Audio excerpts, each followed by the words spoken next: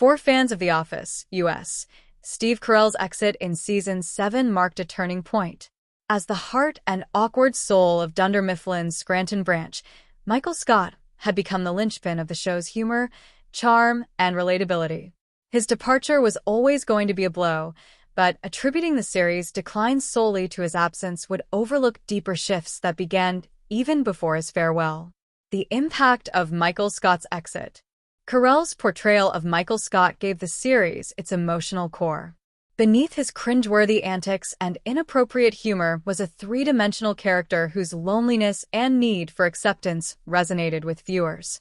By the time he left in the Season 7 episode Goodbye, Michael had been given a fitting conclusion, finding love with Holly and moving to Colorado to care for her aging parents.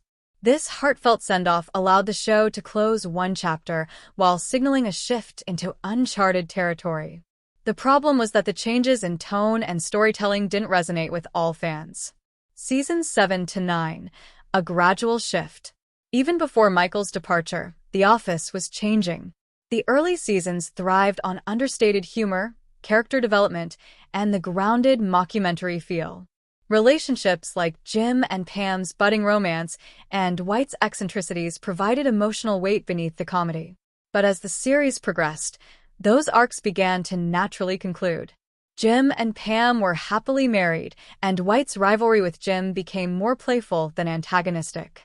The show tried to maintain momentum by introducing new characters and exploring zanier plotlines, but this sometimes overshadowed the grounded storytelling that had endeared viewers to the series. The challenges of filling Michael Scott's shoes. After Michael's exit, The Office faced an inevitable challenge, filling the void left by its lead character. The introduction of new characters like Robert California, James Spader, and Nellie Bertram, Catherine Tate, brought fresh dynamics but lacked the depth of the original ensemble. Meanwhile, Andy Bernard's increased prominence felt like an attempt to mold him into a Michael Scott stand-in, but his quirks often came across as erratic rather than endearing. One of the show's strengths was its ability to blend humor with genuine emotion, often conveyed through subtle character interactions. Post-Michael, the series leaned into broader, more exaggerated storylines that didn't always align with its mockumentary roots. This tonal shift alienated some longtime fans who missed the nuance and authenticity of earlier seasons. It wasn't just Michael Scott. The decline of The Office can't be pinned solely on Michael Scott's departure. A combination of factors contributed. Over-the-top storylines like Andy's bizarre leadership decisions or Jim and Pam's marriage struggles often felt forced, detracting from the grounded, relatable moments that had defined the show. New characters.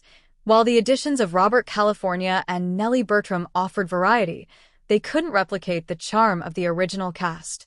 Character development stalling. With many character arcs wrapped up by Season 7, the show struggled to find meaningful growth for the remaining characters. Loss of subtlety. The earlier seasons relied on unspoken moments, awkward glances, and quiet emotions. The later seasons leaned more heavily on exaggerated humor, losing some of the show's unique charm. The legacy of The Office. While Seasons 8 and 9 didn't reach the heights of the show's golden era, they weren't devoid of merit. The final season, in particular, gave fans satisfying conclusions to several storylines, including Dwight and Angela's romance and Jim and Pam's reaffirmation of their love. Ultimately, The Office remains a beloved sitcom not because it was perfect until the end, but because it captured something special during its prime. Steve Carell's departure was a pivotal moment, but the show's decline was a gradual process shaped by evolving storylines, character dynamics, and creative decisions. For fans, the post-Michael era may never compare to the early seasons, but it's still a testament to the show's enduring appeal that even its weaker episodes are fondly rewatched and enjoyed. After all, Dunder Mifflin and The Office will always have a place in pop culture history.